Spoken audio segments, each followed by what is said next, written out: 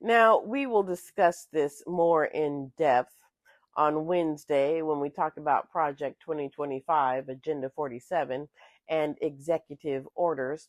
But I wanted to talk about it now because Trump has been threatening to do it, and he finally has.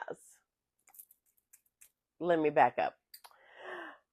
According to the Mandate for Leadership, the playbook for Project 2025, it says federal education policy should be limited, and ultimately, the federal Department of Education should be eliminated. Now, throughout the mandate, it does discuss changes to the Department of Education, but that sentence, that first sentence, is what opens up the section. Federal education policy should be limited, and ultimately, the federal Department of Education should be eliminated. At first, the Trump administration started slowly by just firing employees. About half the Department of Education employees had been laid off, and that was earlier in the year.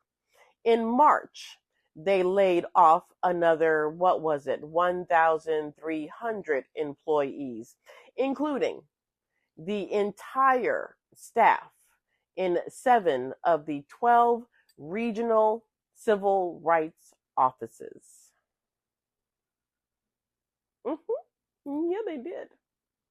Since his inauguration, his administration has slashed the department's workforce by more than half and eliminated $6 million in grants, which was also on the agenda in Project 2025, the elimination of grants that go to needy families. Yeah. Finally, on March 20th, 2025, Trump signed Executive Order improving education outcomes by empowering parents, states, and communities. He said he would begin dismantling the department once and for all. Trump said, "My administration will take all lawful steps to shut down the department. We're going to shut it down and shut it down as quickly as possible. It's doing us no good. We want to return our students to the states." The Trump administration has cited poor test scores as a key justification for the move. He accused the agency of breathtaking failures, and the president vowed to return the money it controls to individual states. Remember that sentence. Vowed to return the money it controls to individual states. There's a small problem. The Department of Education was created by an act of Congress.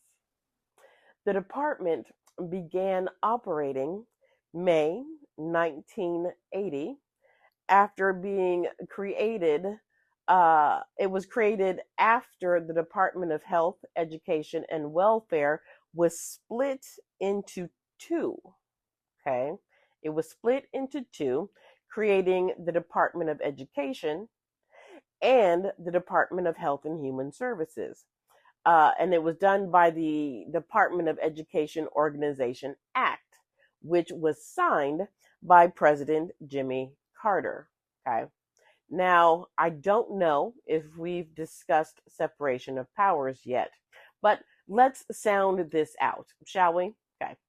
If something is created by the legislative branch, Congress, who can shut it down?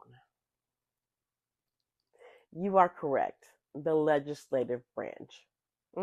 Yeah, Congress. According to Article 1 of the Constitution, only Congress can shut it down. Once again, Trump is usurping power from the legislative branch, and they are letting him do it. Now, Trump has ordered or directed Education Secretary Linda McMahon to shutter regional offices, transfer out some of its key functions, and further slash the department's workforce. Okay. The executive order, a lot like his other executive orders, is contradictory in nature.